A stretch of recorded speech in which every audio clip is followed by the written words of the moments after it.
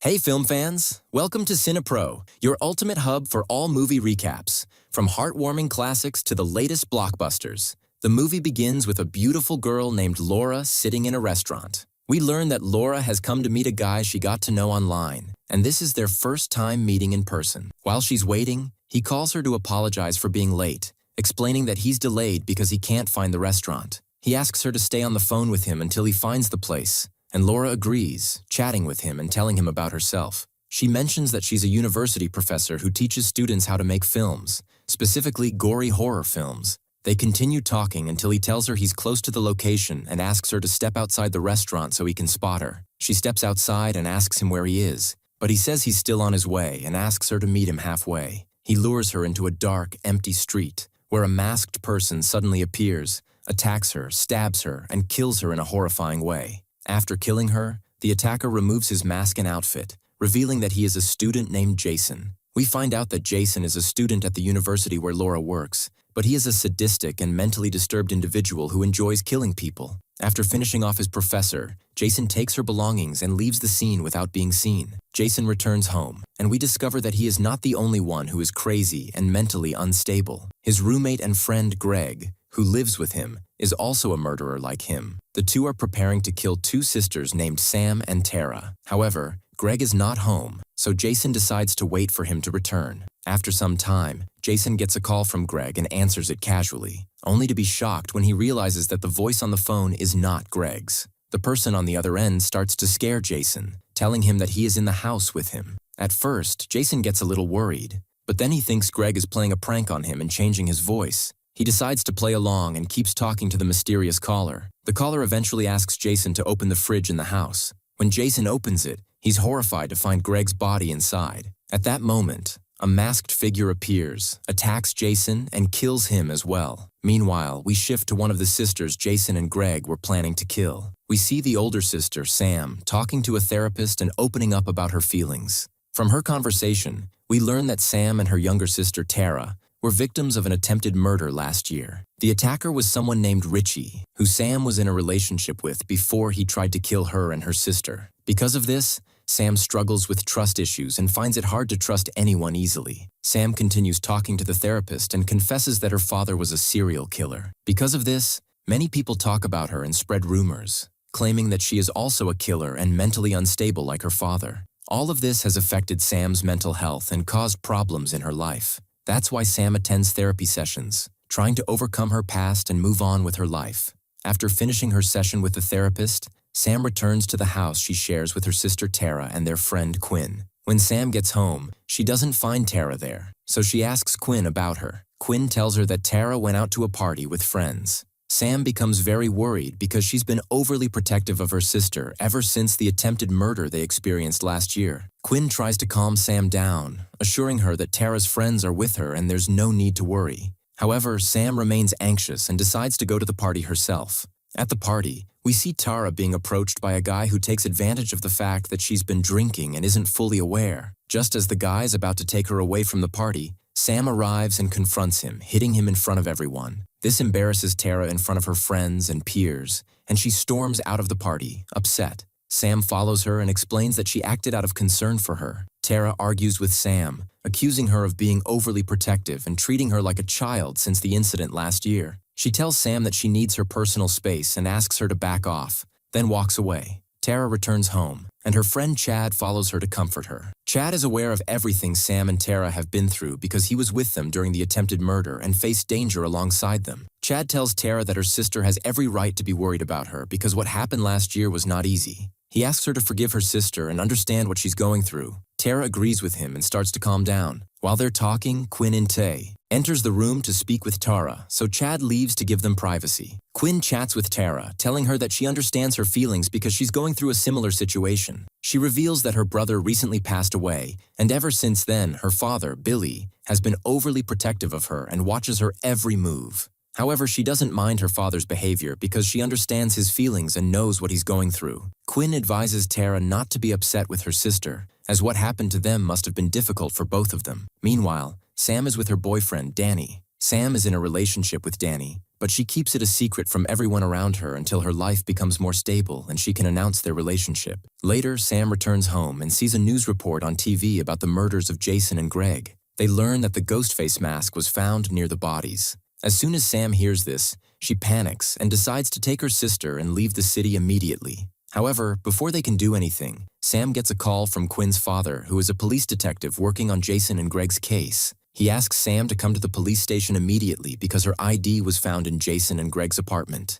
On their way to the station, Sam receives a call from Richie, the man who tried to kill her and her sister last year. Both sisters are shocked because Richie is dead. Sam killed him herself in self-defense. Sam decides to answer the call to understand what's happening, only to discover that the person on the other end is the new killer. The killer confesses to her about killing Jason and Greg and threatens her, saying he won't rest until he gets rid of her and her sister. Suddenly, a masked person attacks them and tries to stab them, but Sam and Tara manage to escape and enter a nearby shop, seeking help from the people there. However, the killer follows them, killing anyone in his way to reach them. After eliminating everyone in the shop, he starts searching for Sam and Tara, who are hiding from him. Before he can catch them, the police arrive, forcing the killer to flee. Sam and Tara miraculously survive. Later, the sisters go to the police station, where Detective Billy begins questioning them. Sam is confused about how her ID ended up in Jason and Greg's apartment and why the killer is targeting her and her sister. Billy informs her that the killer left his mask in Jason and Greg's apartment, and the mask belongs to Richie. This indicates a connection between the killer and Richie, though the nature of the link is still unknown. Detective Billy introduces Sam and Tara to federal investigator Kirby, who has come to assist in the case to find the killer. However, Sam is uninterested and tells Billy that she plans to take her sister and leave the city. Billy warns her that her sister is on the suspect list, which upsets Sam. She takes her sister and leaves the station. Outside, they find many reporters waiting for them, including a famous journalist named Gail. Upon seeing her, Sam and Tara confront her, and Tara even hits her. Gail had been involved in last year's incident, helping them survive, but later exploited their story by writing a book about it for profit. The book also tarnished Sam's image, portraying her as crazy and unstable like her father. Gail apologizes, claiming someone else would have written about it if she hadn't. She asks for their forgiveness, but they refuse and tell her to stay away from them before leaving. Days pass, and Detective Billy and Investigator Kirby continue their efforts to find the killer but make no progress. Meanwhile, rumors about Sam intensify, with many accusing her of being behind the murders, labeling her as insane and a killer like her father. These accusations deeply upset Sam. To lift her spirits, Tara, Chad, and their friends gather to cheer her up. They spend time chatting, joking, and enjoying each other's company. While they are distracted, the killer sneaks into the house unnoticed. Danny, Sam's boyfriend and their neighbor, sees the killer from his apartment and tries to warn Sam and her friends by calling her. However, Sam doesn't answer, and Danny fails to alert them. The killer attacks, killing Quinn and chasing the others. They attempt to escape, with Chad and Tara managing to flee the building. Sam and her friends lock themselves in a room. Danny calls to them from his apartment window and extends a ladder from his window to theirs to help them escape before the killer breaks down the door. Sam crosses the ladder first, followed by another person who successfully makes it across. However, the last person doesn't make it in time as the killer breaks in and causes her to fall from the ladder. The killer escapes but is expected to return for Sam and Tara. The next day, the police arrive at the apartment to investigate. Sam and Tara meet Detective Billy, who is devastated and unable to control his emotions over the death of his daughter Quinn. He informs them that the case has been taken away from him after his daughter's murder, but he vows not to rest until he finds the killer and avenges her death. Meanwhile, Chad suspects a young man named Ethan of being the killer because Ethan, who is their friend and Tara's friend, wasn't with them the night of the attack. Chad confronts Ethan, demanding to know where he was that night. Ethan explains that he was attending a class with many witnesses who can confirm his presence. Chad can't accuse him further but decides to keep an eye on him. Gail arrives and offers to help Sam and Tara find the killer, asking them to put their differences aside until the killer is caught and they are safe. They reluctantly agree to her temporary involvement, recognizing her experience as a journalist could be useful. Gail reveals that she had been investigating Jason and Greg's deaths and discovered they had purchased a secret building unknown to anyone. They decide to visit the building, hoping to find clues about the killer. Upon reaching the location, they discover it is a museum containing items related to serial killers, all of whom used the same mask. They realize Jason and Greg were obsessed with these killers and were imitating them by committing murders. However, the new killer is different, killing for a specific purpose rather than mere obsession. They find nothing in the museum that leads them to the killer but remain determined to continue their investigation. The next day, they devise a plan to use Sam and Tara as bait, leaving them unprotected to lure the killer. Investigator Kirby plans to trace the killer's phone call to locate him. The plan works, and the killer calls Sam. However, he reveals that he knows all their plans. He deliberately called them to let them trace his location, which leads them to Gail's apartment. They rush there, knowing Gail is alone and in danger. At the same time, the killer attacks Gail, attempting to kill her. He stabs her and is about to end her life when Sam and Tara arrive just in time, shooting at the killer. However, he escapes quickly.